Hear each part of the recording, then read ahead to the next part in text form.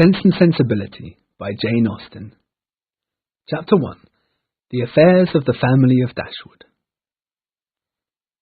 The family of Dashwood had long been settled in Norland Park, Sussex. Mr. Henry Dashwood lived with his only son, as his wife had passed away. She had had a large fortune, and when she died, she left it all to her son, but with one condition. The money and house would only be passed on to her son once her husband had died as well. After several years, Mr. Henry Dashwood married again, and had 3 daughters. His new lady had no money at all, and he understood that, to his daughters, he would not be able to leave much on his death. Eleanor, Marianne, and Margaret would only get what Mr. Dashwood would manage to save during his lifetime, as he could give them nothing from his first wife's fortune. But Mr. Dashwood was a cheerful man, and hoped to live many years, and by living economically he would be able to save enough money so that his daughters would have reasonable incomes. Also, he hoped his eldest son would help his half-sisters if such help was needed. When his eldest daughter, Eleanor, was only 19, Mr. Henry Dashwood suddenly became very ill and died within 2 months, leaving to his widow and daughters only £10,000. His son was sent for as soon as the danger was known, and Mr. Dashwood's last words were to ask him to help his stepmother and sisters.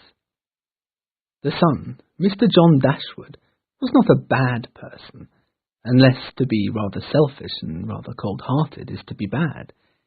In fact, had he married a nicer woman, he might have been made a nice person himself.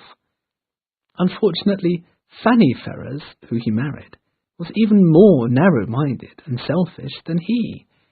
Consequently, during their marriage, her husband, who was very fond of her, had been made a strong caricature of his earlier self. When his father was dying, Mr. John Dashwood promised to do everything in his power to make his stepmother and sisters comfortable. After his father's death, he had to consider how much everything really was. At first, he thought he could give them £1,000 each. Yes, I could spare the sum very easily, he thought to himself. But his wife did not see it in the same light. To take £3,000 from the fortune of their dear little son would be making him almost poor. How could he rob his child of so large a sum, and then to give it to his half-sisters? "It was my last promise to my father, my dear Fanny," her husband replied. "He begged me to do something for my sisters and their mother after his death." "Well, then let something be done for them, but that something need not be £3,000. "I would not like them to think mean of me, you know," added Mr. Dashwood. "There's no knowing what they might expect, but the real question is what you can afford," said the lady. "To my mind, they need no more money. They may live very comfortably on the £10,000 they've been left." "That's true." Mr. Dashwood brightened up. "Perhaps, then, it would be better to do something for their mother while she lives. £100 a year would make them very comfortable." "Undoubtedly," answered the lady. "But if Mrs. Dashwood lives another 15 years, we shall be ruined." 15 years! But my dear Fanny!" exclaimed Mr. Dashwood in horror. "Well, my experience is that people seem to live for ever if there is money to be paid them," said Mrs. Dashwood calmly. "Perhaps, then," said Mr. Dashwood after a moment's thought, "I should just help them from time to time, occasionally, whenever we can afford it." "Precisely, my dear," said the lady with satisfaction. "In fact, I think they may live so comfortably on their own money that they will be much more able to help you than you can them." and thus it was agreed that between them it would be absolutely unnecessary, if not highly improper, to do anything for the Miss Dashwoods or their mother. Soon after Mr. Henry Dashwood's funeral, Fanny Dashwood arrived at Norland Park with her servants and made herself the mistress of the house, reducing Mrs. Henry Dashwood and her daughters to the status of her guests. Of course, she had the right to come. The house was now her husband's, but it was a most unkind behaviour to the four ladies who still needed peace after the death of their dear husband and father. Mrs. Henry Dashwood, the widow, who felt everything in double strength, whether it was joy or offence, wanted to leave the house as soon as she could. She immediately started to look for a new house for her and her daughters, inexpensive enough for her to afford it. The task was not easy, though, and in the meantime the ladies had to stay in Norland Park and put up with Fanny Dashwood. It was a little easier when Mr. Edward Ferrars, Fanny's brother, came to visit them. Edward was totally unlike his sister. He was a gentlemanly young man, kind-hearted and sensible, even if not very handsome. Mrs. Henry Dashwood soon noticed that he showed much interest in her elder daughter, Eleanor, and that Eleanor was beginning to fall in love with him too. "In a few months, my dear Marianne," she said to her younger daughter, who had just turned 17, "Eleanor will be happily married to Edward Ferrars." "But you do not look happy, my love," she added, as she saw Marianne's expression. "Don't you think him a good choice?" "Edward is," said Marianne with hesitation, "the most kind-hearted person in the world. But he has not the spirit which a young man ought to have. He is not lively enough, doesn't dance or sing well, and is hopeless at reading poetry. But, mamma," she exclaimed after a moment, "the more I know of the world, the more I am sure that I will never find a man who I can really love. I want so much." Such were the strong feelings of the mother and daughter, who were very like each other, in the fact that they knew no limits in either their happiness or despair. Eleanor, however, did not share this characteristic. She was made very unhappy by her father's death and her sister-in-law's unkindness, but she could bear it, and try to make the best of every situation. On the other hand, she could not be too enthusiastic about the prospect of marrying Edward Ferrars. Even though she saw his feelings for her, she knew not whether they were for love or friendship. Besides, she understood that there were other things and people to consider. Fanny and Fanny's mother, Mrs. Ferrars, would not be happy to see their eldest son and brother married to a woman with no money. And she was right. As soon as Fanny Dashwood noticed the interest that her brother showed in the eldest Miss Dashwood, she became even more impolite to her guests. One morning she mentioned quite directly how her brother shall be protected from any young girls who tried to marry him. Mrs. Henry Dashwood could bear it no longer, and replied that she and her daughters were moving out of Norland the next day, as that very morning she had received a letter which would make it possible. Chapter 2. In Devonshire. The letter was from Mrs. Dashwood's cousin, Sir John Middleton from Devonshire. It was a very friendly offer of a small cottage to rent in the closest neighbourhood of the Middletons' own residence, Barton Park. Barton College was its name, and it was there Mrs. Dashwood decided to move. Barton College turned out to be situated among very pretty hills. It was small but comfortable, and had a large garden round it. It needed some small changes, perhaps, but on the whole, all the ladies were very pleased with their new home. The neighbours, too, appeared to be even more friendly than they expected. They soon met the whole party when they dined at Barton Park 2 days after their arrival. Sir John Middleton was a good-looking man, about 40. He was friendly, good-humoured, and determined to do anything in his power to make his cousins comfortable. His wife, Lady Middleton, was certainly very elegant and polite, but reserved and rather cold. In the evening, Marianne Dashwood was discovered to be musical, and was asked to play the piano. Sir John was loud in his admiration of her every song, and as loud in his conversation with others while every song lasted. Lady Middleton wondered how anybody could not pay their full attention to the music, and then asked Marianne to play a particular song which Marianne had just finished. Only Colonel Brandon, Sir John's friend and neighbour, listened to her with attention, and Marianne respected him for it. The only person who noticed this attention was Lady Middleton's mother, Mrs. Jennings, an elderly lady who talked a great deal, seemed very happy and rather vulgar.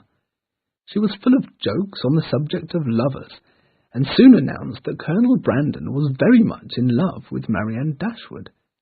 Marianne found this accusation absurd, as Colonel Brandon was on the wrong side of 35, and even though not without charm, was not Marianne's type in the least. When the Miss Dashwoods talked about it with their mother when finally back home, Marianne exclaimed, "But, Mamma, he is old enough to be my father.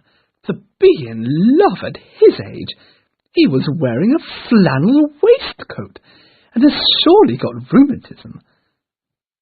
Mrs. Dashwood could not think a man 5 years younger than herself so very ancient, and Eleanor only said, laughing, "Perhaps 35 and 17 should have nothing to do with marriage altogether." The countryside around Barton College was so pretty it invited the ladies for walks in all weather. One day, however, a particularly windy day, the youngest Miss Dashwoods, Marianne and Margaret, found it impossible to persuade their elder sister to join them for a walk, and so they went on their own. They pushed their way through the wind for about 20 minutes, and just as they found themselves on top of the hill behind their house, heavy rain began to fall. Wet through within minutes, they decided to run back home at all possible speed.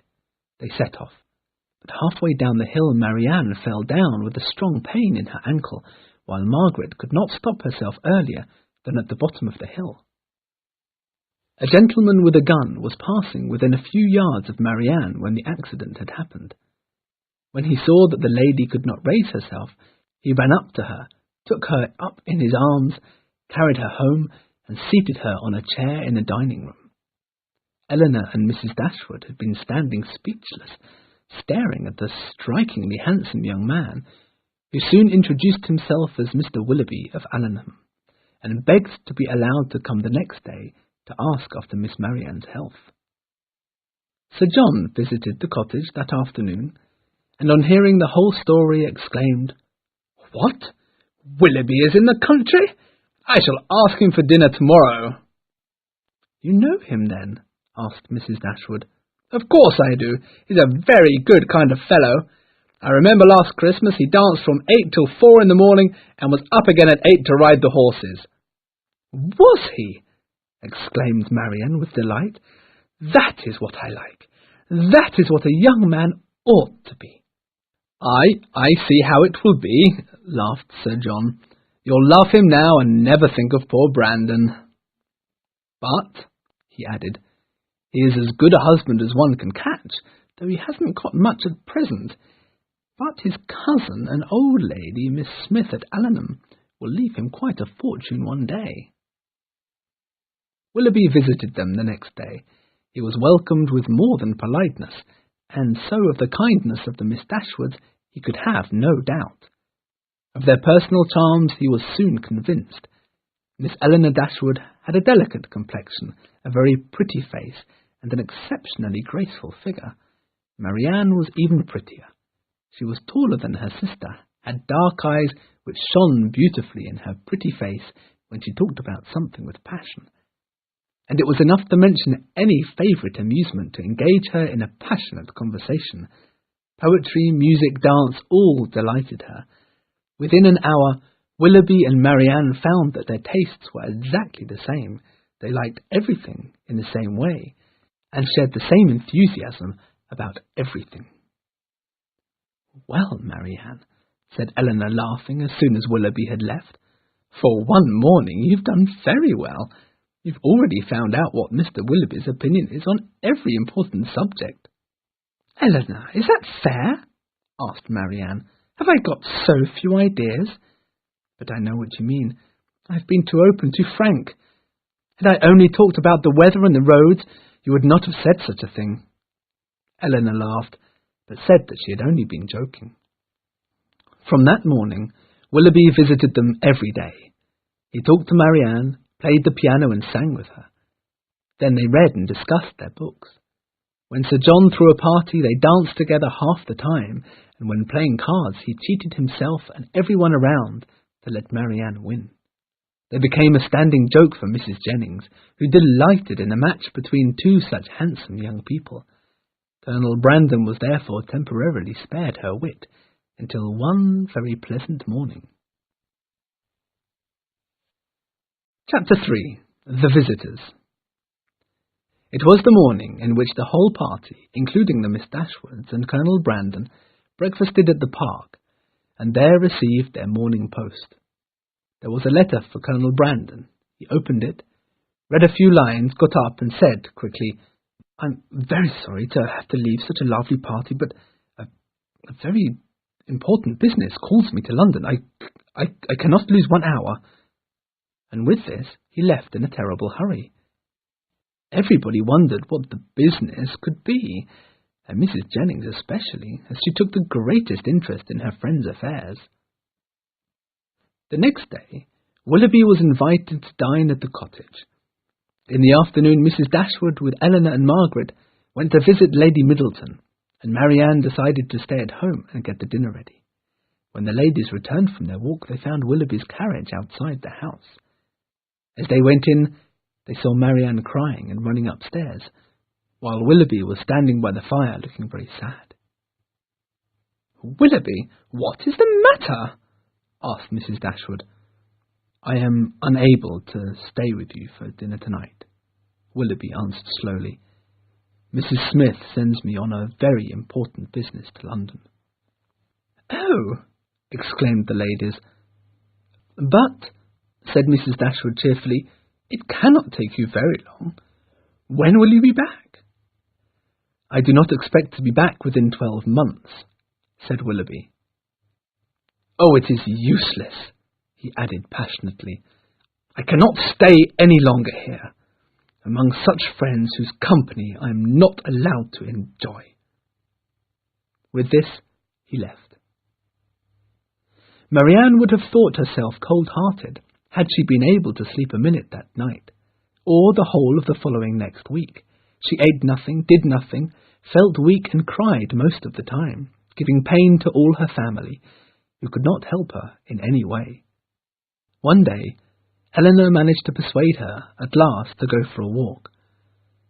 As they were starting to enjoy themselves, Marianne noticed a figure of a gentleman on horseback in the distance. "It is he! It is he!" she cried, and ran towards the figure. But it was not Willoughby. It was Edward Ferrars, and, fortunately for him, as he was at that moment the only person in the world who could have been excused for not being Willoughby. For in Marianne's eyes he was the equivalent of Willoughby for her elder sister. Edward was warmly welcomed at the cottage by Mrs. Dashwood and her daughters. He was asked to stay as long as he wished. He stayed for a week, during which time he was so involved in the whole carousel of dances and excursions organised by Sir John that he had not much time to enjoy the peace of the cottage and the company of his hosts. One day, however, they had a free afternoon and were drinking tea in the sitting-room. While pouring her tea, Edward's hand passed so close before Marianne's eyes that she noticed a ring of hair on one of his fingers. "I have not seen you wearing this ring before, Edward," she exclaimed. "Is this your sister's hair? I thought her hair was darker." There was a silence for a moment, and at first Edward seemed too embarrassed to answer. "Yes," he said at last, "it is Fanny's hair. It looks different in different light, you know." Both Eleanor and Marianne were at this moment sure that it was in fact Eleanor's hair. The difference between them was that what Marianne thought was a gift from her sister, Eleanor knew must have been stolen from her in one way or another, as she had never given her hair to anybody.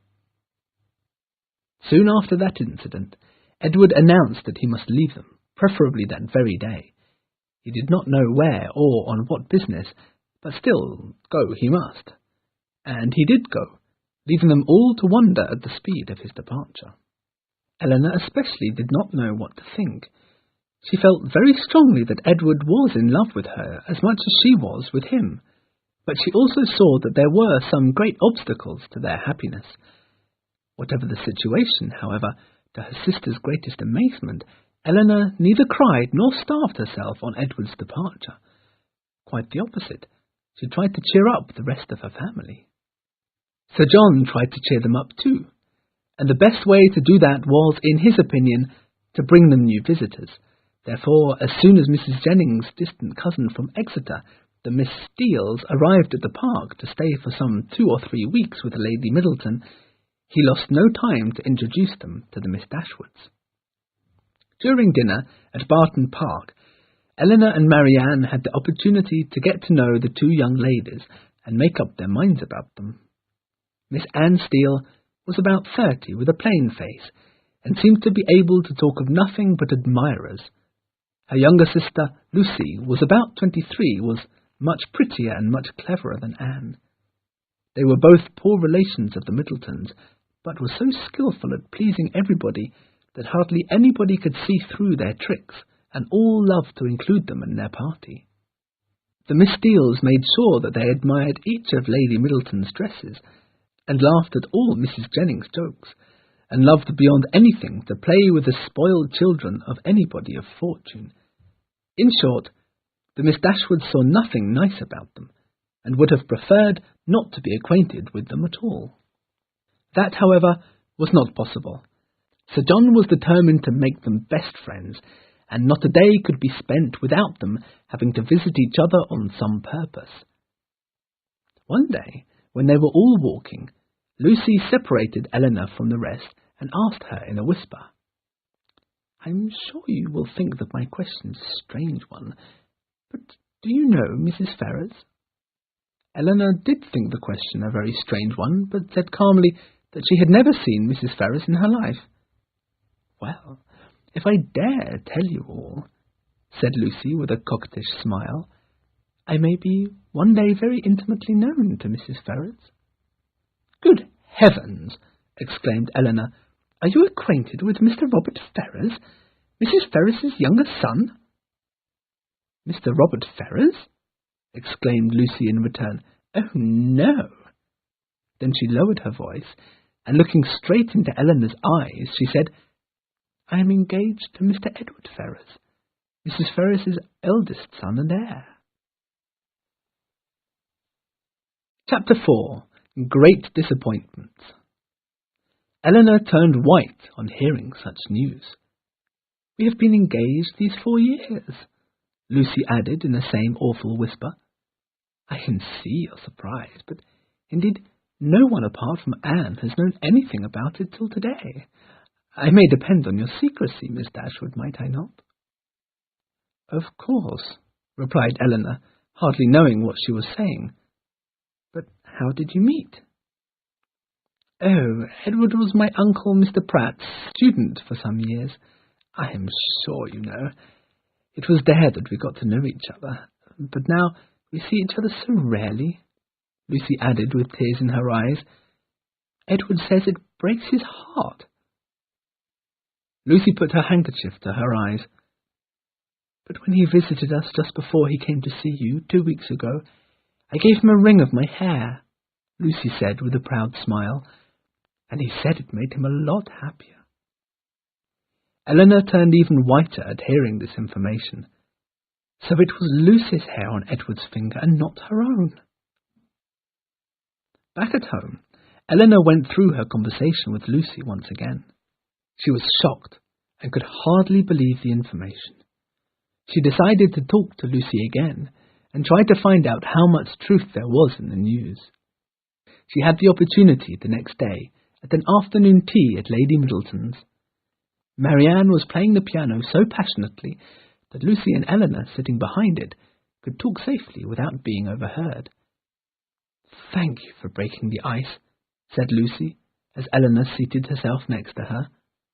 You cannot imagine how much it means to me to be able to talk to you about my secret." "Yes, I understand your situation must be difficult," said Eleanor as calmly as she could.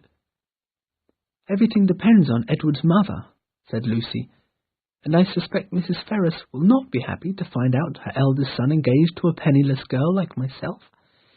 That is why we are keeping it a secret." "But how long can you go on like this?" asked Eleanor. "I do not know," Lucy answered with a sigh, "but I think it would be madness to marry now. What if Mrs. Ferrars disinherits Edward? We would be poor forever." Eleanor blushed at these words. So that would be Edward's future wife's main aim in life, to be rich. She needed Edward to be rich. "Edward is going to London in February, so he says in his letter," Lucy continued. "Are you going to London this winter, Miss Dashwood?" "Certainly not," said Eleanor, who at that moment would avoid meeting Edward at all costs. But Eleanor was wrong in her answer to Lucy, even though she did not know it at the time. Mrs. Jennings had a house in London, and to this house she decided to go after Christmas.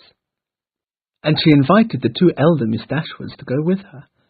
Marianne was delighted. Willoughby was in London, and even though she thought Mrs. Jennings was the most vulgar woman in the world, she felt she could put up with her easily, if that was all that was needed to be closer to Willoughby. Mrs. Dashwood and Eleanor, seeing how much Marianne had set her heart on going, could not refuse her. Eleanor decided to go with her, and as she counted on their visit to be over long before Edward's arrival in London, she felt it was a safe thing to do. They travelled for 3 days, and when they finally found themselves in Miss Jennings' comfortable house in Berkeley Street, they dreamt of nothing but burning fire and an early night. The next day, Marianne woke up full of expectations of seeing or hearing from Willoughby, but Willoughby did not come. They only had a visit from Colonel Brandon. "Oh, Colonel, I'm so glad to see you," exclaimed Mrs. Jennings. "So, how did your mysterious business go? Come, let us have no secrets among friends." Colonel Brandon was very polite as usual, and answered every question of Mrs. Jennings without actually giving her any information on any subject. During the first week in London, the ladies were very busy visiting all of Mrs. Jennings' friends, and then hosting them in return at Berkeley Street. But to Marianne's great disappointment, they saw or heard nothing of Willoughby. Marianne wrote letters and notes to him, but none of them were answered. Instead, to her horror, Colonel Brandon visited them every day. And to make matters worse, by the end of the week, the Middletons came to stay at their house in Conduit Street, and the Miss Dashwoods were even busier. One evening, they absolutely had to accompany Lady Middleton at a very important ball. As soon as they entered the ballroom, Eleanor noticed Willoughby talking passionately to a young lady. He caught Eleanor's eye, but only nodded his head with cold politeness, without interrupting his conversation. Eleanor was shocked. When Marianne noticed him the next minute, and he still did not come, she exclaimed, "Good God! Willoughby! What is the meaning of this? Won't you come and shake hands with me?" Then he could not avoid them any more. He left his partner and came up to the two ladies. "Have you got my letters?" asked Marianne, giving him her hand. "Yes," he said coldly, barely touching her fingers. "I have had this pleasure." Then he turned around and went back to his partner. Soon afterwards they both left the room. "Eleanor," exclaimed Marianne, "take me home. I cannot stay a minute longer." Eleanor explained to Lady Middleton as best she could that her sister was feeling ill and that it was absolutely necessary to transport her back to Berkeley Street. Back at the house, Marianne spent another sleepless night. At dawn, Eleanor woke up to see her sister sitting by the window and writing a letter to Willoughby. The letter was sent, and within 2 hours, soon after breakfast, Marianne got a reply. It read as follows: "My dear Madame, I am very unhappy to hear that you felt offended by my behaviour yesterday. though I honestly do not know what impoliteness I committed. In any case, please accept my apologies. I also learned that while in Devonshire I gave rise to some expectations which you will understand to be a mistake on your part. I am engaged and hope to be married within a short time. I gladly return all your letters, therefore, and send my sincere regards to Mrs. and Miss Dashwood. Yours sincerely, John Willoughby. Reading these lines, tears rose in Eleanor's eyes. She could hardly believe such cruelty. After she had reread the letter 10 times, she said, "Well, at least we know his character now, Marianne. Imagine your disappointment if the engagement had lasted years." "Engagement?" cried Marianne. "There has been no engagement. We were in love." Chapter 5. More shocking discoveries. Mrs. Jennings returned home from her morning shopping with a very sad face. She saw Eleanor downstairs and exclaimed, "How is she, my dear?" Eleanor only shook her head. "Ah," said Mrs. Jennings, sitting down, "he is going to be married very soon, and the lady, Miss Grey, has got £50,000, my dear. And they say he needs it very much too, as he is deep in debt. But say I, even if this is the case, he has used your sister terribly. To act as if you are in love with such a pretty girl, and then fly off because a richer girl is ready to have him." "I must say this, madame, Mr. Willoughby was not engaged to my sister." "No, my dear," exclaimed Mrs. Jennings, "do not try and defend him. I was in Devonshire with you, and I know what I am saying. A good-for-nothing fellow." Eleanor said no more, and Mrs. Jennings thought it better to leave the sisters on their own. In the meantime, she would visit the Middletons and communicate the terrible news to them. But as soon as she was gone, Colonel Brandon came in. "Oh, Miss Dashwood," he started hesitantly. "I am glad to see you alone. I have something important to tell you. I hope it will help your sister." Eleanor understood him. "You have something to tell me about Mr. Willoughby? It will be the greatest kindness to Marianne if you could explain his behaviour." "I am not sure I can do that, but, however, I once knew a lady very much like your sister, the same strong feelings and a great beauty too. She was an orphan, and we were brought up together. I cannot remember a time when I did not love Eliza, and when she did not love me. But she had a large fortune, and my father decided she would marry his heir, my elder brother, and not me. We were only 17, and we would have run away together, but they caught us and separated us for the next 5 years. I was made a soldier, and she was made to marry my brother, who did not even love her.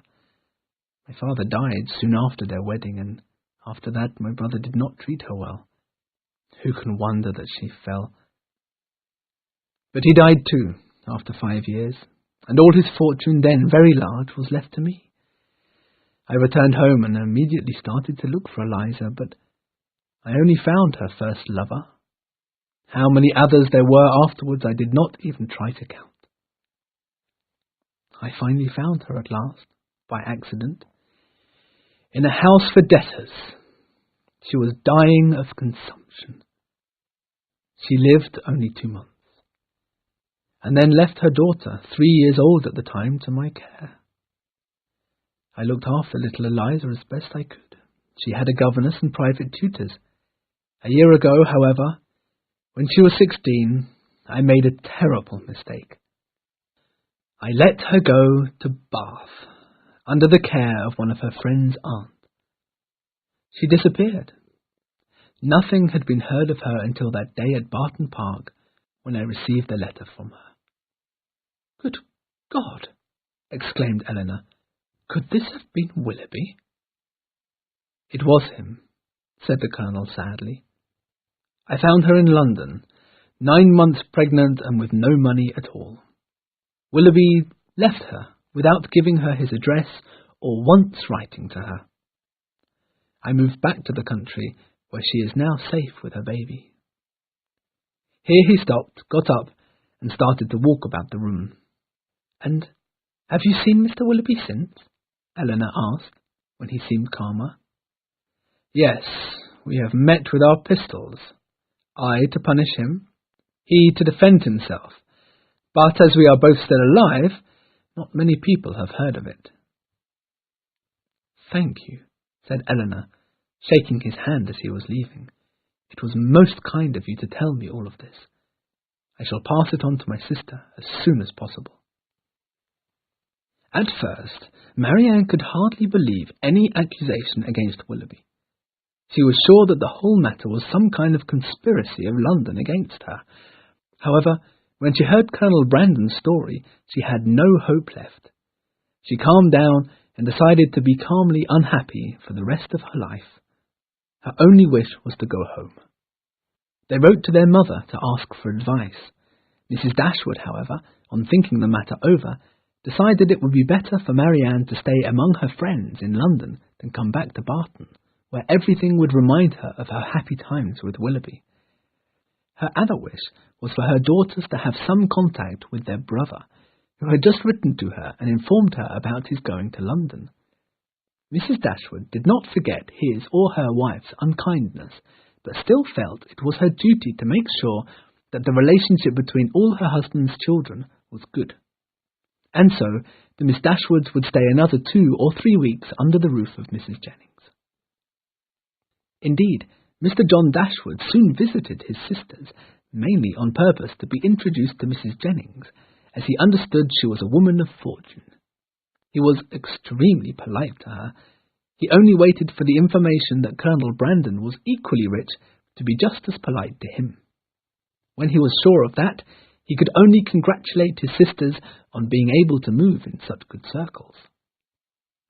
Soon the Dashwoods were acquainted with the Middletons too.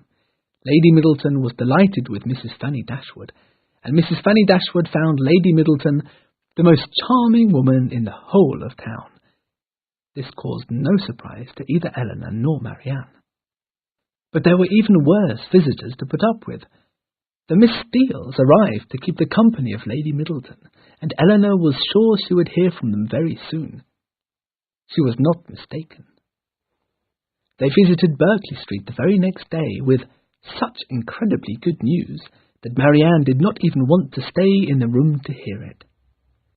It turned out, to Eleanor's horror, that the Dashwoods were giving dinner, to which everybody was invited, including them and Mrs. Jennings, Colonel Brandon, the Middletons, and the Miss Steeles as Lady Middleton's visitors. To top it all, the guest of honour of the party was to be Mrs. Fanny Dashwood's mother, Mrs. Ferrars. Fortunately for Eleanor, Lucy was sure that Edward, who had just arrived in London, would not come to the dinner. He did not want to be seen in the same room as Lucy, as he could not then hide his love for her. And so, poor Lucy would have to face her future mother-in-law on her own. Chapter 6. Even more shocking discoveries. The day after the dinner, Lucy Steele went to see her dear Miss Dashwood to discuss the details of it. She hoped to see Eleanor greatly jealous of her success, as she had been clearly the favourite with both Mrs. Fanny Dashwood and Mrs. Ferrars throughout the evening. "Oh, Miss Dashwood," she started, "I can see that all my fears were unnecessary. Mrs. Ferrars was all kindness to me, was she not?" Eleanor nodded her head politely, but did not mention that Mrs. Ferrars was kind to Lucy only because she knew nothing about Lucy's engagement to Edward. In fact, though neither of the ladies knew it, Mrs. Ferrars had long been informed by her daughter that it was Eleanor who had once tried to catch Edward. Throughout the dinner, therefore, Mrs. Ferrars favoured Lucy, especially to show how much she disliked Eleanor.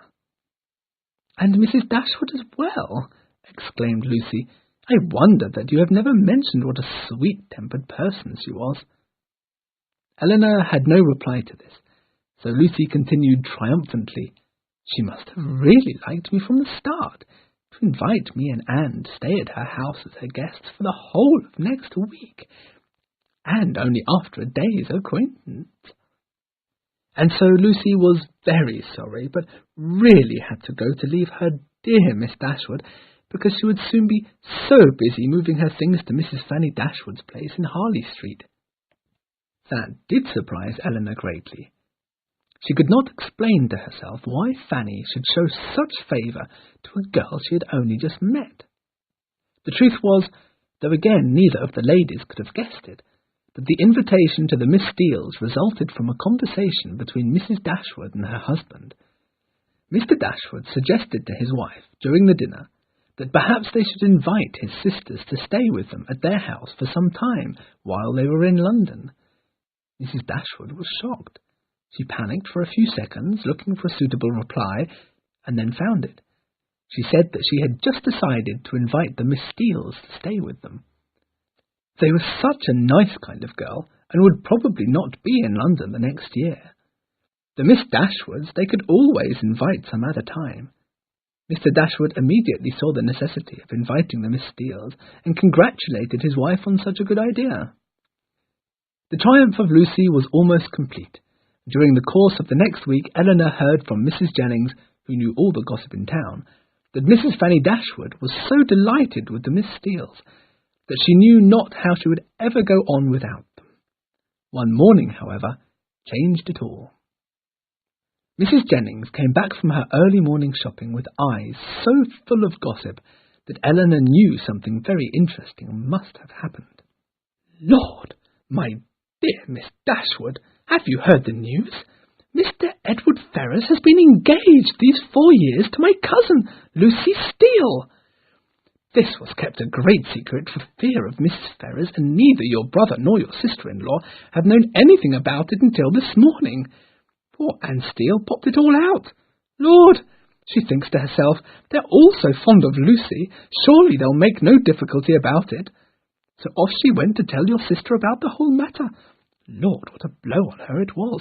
She fell into such hysterics, and I must say this, Miss Dashwood, what she did was not polite. She said that Lucy and Anne could not stay a minute longer in her house.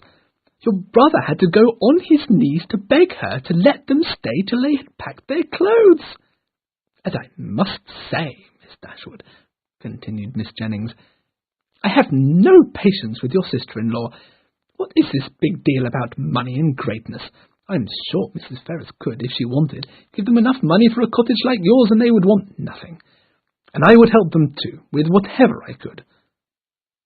Elinor was not at all surprised at her sister-in-law's behaviour, and she felt less sorry for Lucy than Mrs. Jennings did. What she was most interested in was what Edward would do now, but this information Mrs. Jennings could not give her. It was soon given by Mr. John Dashwood, who came to visit them in the afternoon to talk about the shocking affair and demand their compassion for poor Fanny's nerves. "And Mrs. Ferrars's too," he added. "It cannot be described what she suffered on hearing the news. She sent for Edward immediately and tried to persuade him to give up the engagement. And the power of her arguments! If he married the lady, Mrs. Ferrars would not give him a penny. She would give all his money to Robert, his younger brother. I know not what could be worse for a man than seeing his fortune in his younger brother's hands. What is more, Mrs. Ferrars would never see Edward again, but she would make sure he did not do well in any profession." "Good God!" exclaimed Marianne. "I can see what you mean, my dear sister," continued John. "Mrs. Ferrars is indeed one of the best mothers in the world, and only has her son's interest in mind. But Edward was so stubborn. He would not give up his engagement, whatever its costs." "Then," exclaimed Mrs. Jennings, "he has acted like an honest man." John Dashwood, very shocked to hear such words, soon left. The three ladies remained of the same opinion as to the behaviour of Edward and his family. They felt sorry for Edward, and knew not how his situation could possibly be improved. But the help came much sooner than anyone could have expected, and from a most unlikely person. The next morning brought Colonel Brandon to Berkeley Street. He came on purpose to talk about a very important matter to Miss Dashwood.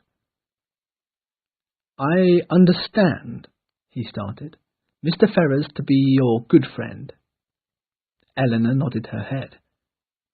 "I have heard about the cruelty of his family. I know myself the unhappiness of being divided from the person one loves, and I have come to help Mr. Ferrers as best I can." Eleanor looked at him in the greatest surprise, and listened again. "I understand Mr. Ferrers would like to become a clergyman, is that right?" Eleanor nodded her head again. "Well, the clergyman of my estate has just left it, and so it is free for Mr. Ferrers to take it whenever he likes. It is not a great fortune, about £200 a year, but it could be a start for the young couple. Miss Dashwood, would you be so kind as to inform Mr. Ferrers about it?" Eleanor nodded her head again, and thanked him with all her heart for this kindness toward Edward.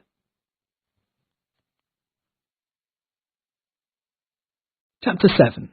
Explanations. Eleanor was about to start her letter to Edward when Edward came into the room.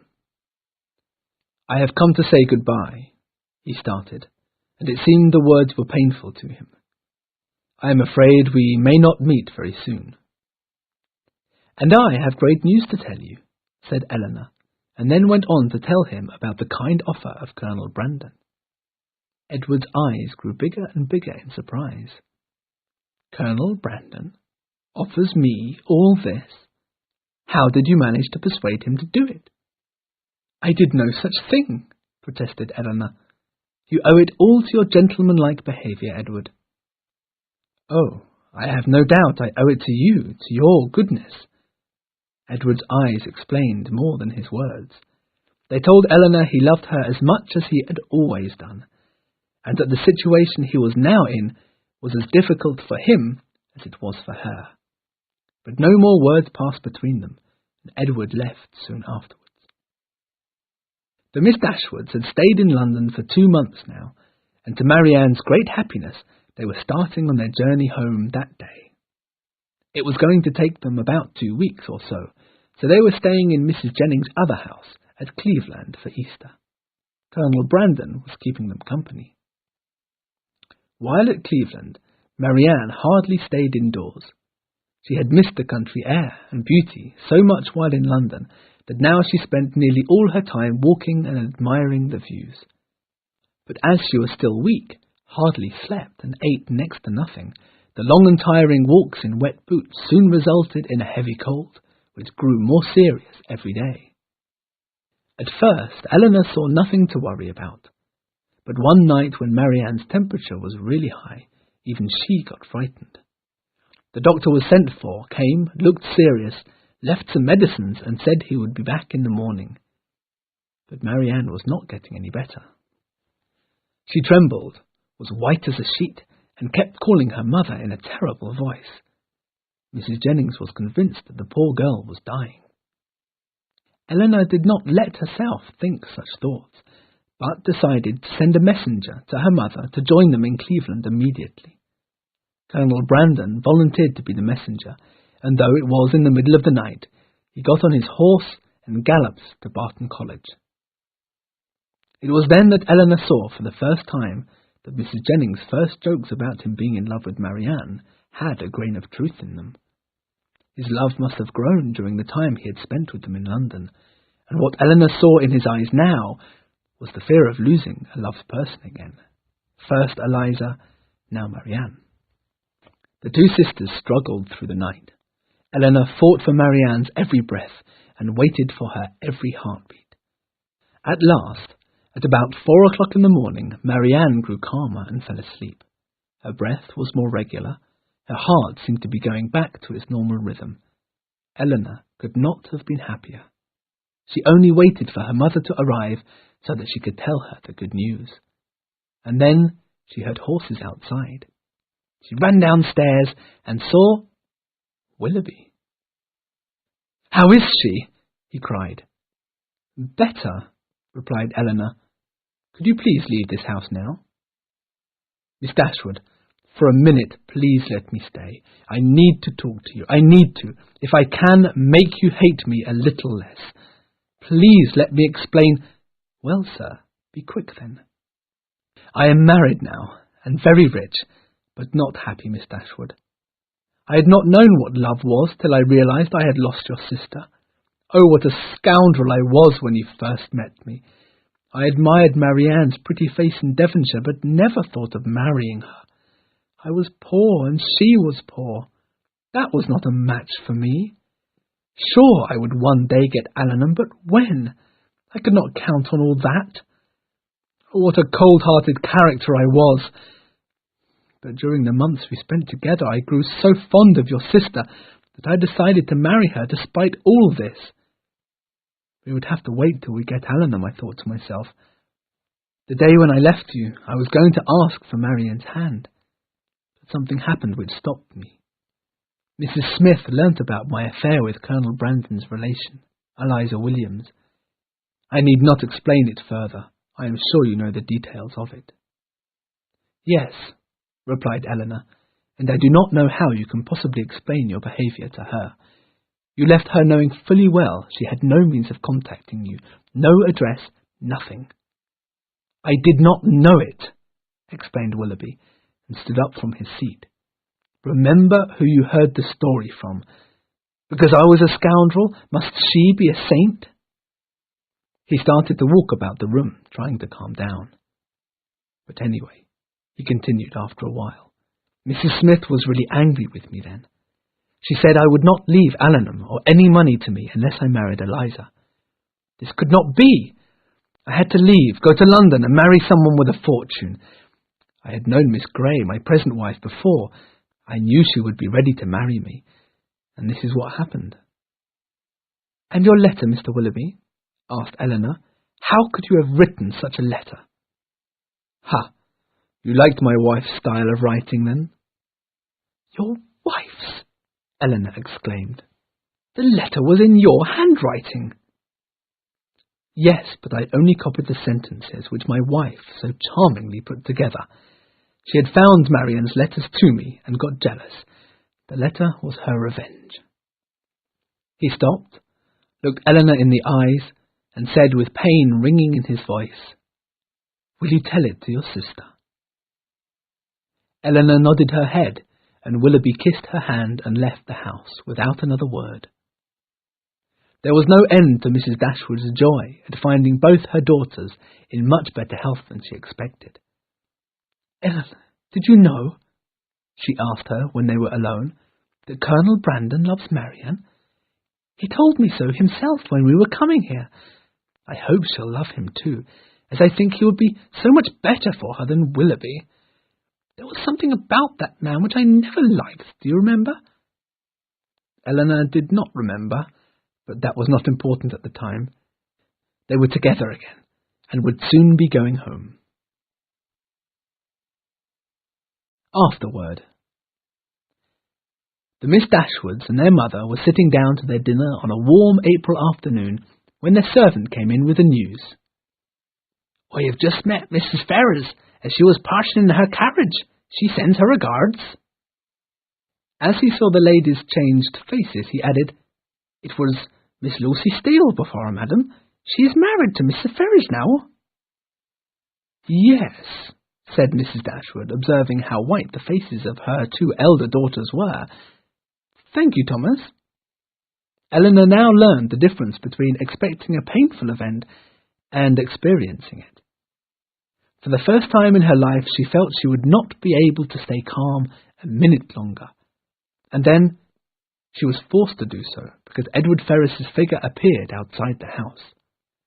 He came in, was welcomed, and asked a few questions about the weather and the roads. There was a long silence, interrupted heroically by Eleanor, who asked, And how is Mrs. Ferrers? Is she waiting for you in the carriage? My mother? Said Edward with some surprise. I believe she is in London. I meant Mrs. Edward Ferrers. Perhaps you meant Mrs. Robert Ferrers, Edward said slowly. Mrs. Robert Ferrers? Repeated the ladies. It turned out that after it became clear that Mrs. Ferrers would not change her mind and indeed pass all Edward's money on to Robert, Lucy suddenly moved her affection to him, too. 2 weeks after the Miss Dashwoods had left London, she wrote a letter to Edward explaining that she was going to marry his younger brother, with whom she was greatly in love. Edward's engagement to Lucy was formed when Edward was very young and could not yet judge people better. But later, when he realized his mistake, it was too late, as Lucy seemed to be so much in love with him that he felt he could not break his word to her. He had never realized that she had been after his money all the time. At any rate, Edward was now free and came to Barton to ask for Eleanor's hand, which was what he had long wanted to do. It can be easily guessed what her reply was. Eleanor and Edward lived very happily in their small house next to Colonel Brandon's residence. It was not far from Barton College either. Their happiness increased even more when, after 2 years, Marianne moved to live with the Colonel as his wife. Neither Eleanor nor her mother had ever dared to suggest this marriage to her. Marianne simply started to gradually find Colonel Brandon a very good companion. His tastes in books and music turned out to be exceptionally good. She valued all his other opinions more and more. In time, she even forgave his flannel waistcoat. And as Marianne could never do anything by halves, she finally married the man whom she loved with all her heart.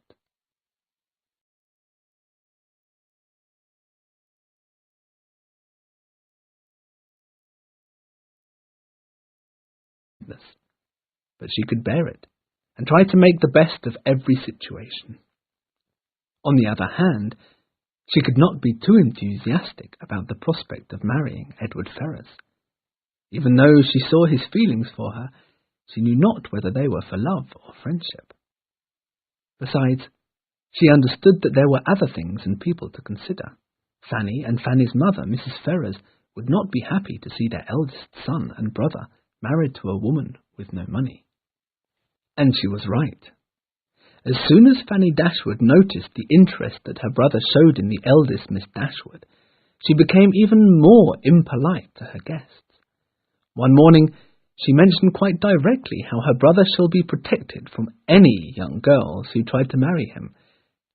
Mrs. Henry Dashwood could bear it no longer, and replied that she and her daughters were moving out of Norland the next day, as that very morning she had received a letter which would make it possible. Chapter 2. In Devonshire. The letter was from Mrs. Dashwood's cousin, Sir John Middleton from Devonshire. It was a very friendly offer of a small cottage to rent in the closest neighbourhood of the Middletons' own residence, Barton Park. Barton College was its name, and it was there Mrs. Dashwood decided to move. Barton College turned out to be situated among very pretty hills. It was small but comfortable, and had a large garden round it. It needed some small changes, perhaps, but on the whole, all the ladies were very pleased with their new home. The neighbours, too, appeared to be even more friendly than they expected. They soon met the whole party when they dined at Barton Park 2 days after their arrival. Sir John Middleton, had he married a nicer woman, he might have been made a nice person himself. Unfortunately, Fanny Ferrars, who he married, was even more narrow-minded and selfish than he. Consequently, during their marriage, her husband, who was very fond of her, had been made a strong caricature of his earlier self. When his father was dying, Mr. John Dashwood promised to do everything in his power to make his stepmother and sisters comfortable. After his father's death, he had to consider how much everything really was. At first, he thought he could give them £1,000 each. Yes, I could spare the sum very easily, he thought to himself. But his wife did not see it in the same light. To take £3,000 from the fortune of their dear little son would be making him almost poor. How could he rob his child of so large a sum, and then to give it to his half-sisters? It was my last promise to my father, my dear Fanny, her husband replied. He begged me to do something for my sisters and their mother after his death. Well, then let something be done for them, but that something need not be £3,000. I would not like them to think mean of me, you know, added Mr. Dashwood. There's no knowing what they might expect, but the real question is what you can afford, said the lady. To my mind, they need no more money. They may live very comfortably on the £10,000 they've been left. Sense and Sensibility by Jane Austen. Chapter 1. The Affairs of the Family of Dashwood. The family of Dashwood had long been settled in Norland Park, Sussex. Mr. Henry Dashwood lived with his only son, as his wife had passed away. She had had a large fortune, and when she died, she left it all to her son, but with one condition. The money and house would only be passed on to her son once her husband had died as well. After several years, Mr. Henry Dashwood married again, and had 3 daughters. His new lady had no money at all, and he understood that, to his daughters, he would not be able to leave much on his death. Eleanor, Marianne, and Margaret would only get what Mr. Dashwood would manage to save during his lifetime, as he could give them nothing from his first wife's fortune. But Mr. Dashwood was a cheerful man, and hoped to live many years, and by living economically he would be able to save enough money so that his daughters would have reasonable incomes.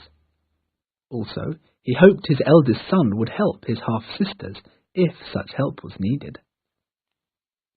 When his eldest daughter, Eleanor, was only 19, Mr. Henry Dashwood suddenly became very ill and died within 2 months, leaving to his widow and daughters only £10,000. His son was sent for as soon as the danger was known, and Mr. Dashwood's last words were to ask him to help his stepmother and sisters. The son, Mr. John Dashwood, was not a bad person, unless to be rather selfish and rather cold-hearted is to be bad. In fact, that's true. Mr. Dashwood brightened up. Perhaps, then, it would be better to do something for their mother while she lives. £100 a year would make them very comfortable. Undoubtedly, answered the lady. But if Mrs. Dashwood lives another 15 years, we shall be ruined. 15 years? But my dear Fanny, exclaimed Mr. Dashwood in horror. Well, my experience is that people seem to live forever if there is money to be paid them, said Mrs. Dashwood calmly. Perhaps, then, said Mr. Dashwood after a moment's thought, I should just help them from time to time, occasionally, whenever we can afford it. Precisely, my dear, said the lady with satisfaction. In fact, I think they may live so comfortably on their own money that they will be much more able to help you than you can them. And thus it was agreed that between them it would be absolutely unnecessary, if not highly improper, to do anything for the Miss Dashwoods or their mother. Soon after Mr. Henry Dashwood's funeral, Fanny Dashwood arrived at Norland Park with her servants and made herself the mistress of the house, reducing Mrs. Henry Dashwood and her daughters to the status of her guests. Of course, she had the right to come. The house was now her husband's, but it was a most unkind behaviour to the 4 ladies who still needed peace after the death of their dear husband and father. Mrs. Henry Dashwood, the widow, who felt everything in double strength, whether it was joy or offence, wanted to leave the house as soon as she could. She immediately started to look for a new house for her and her daughters, inexpensive enough for her to afford it. The task was not easy, though, and in the meantime the ladies had to stay in Norland Park and put up with Fanny Dashwood.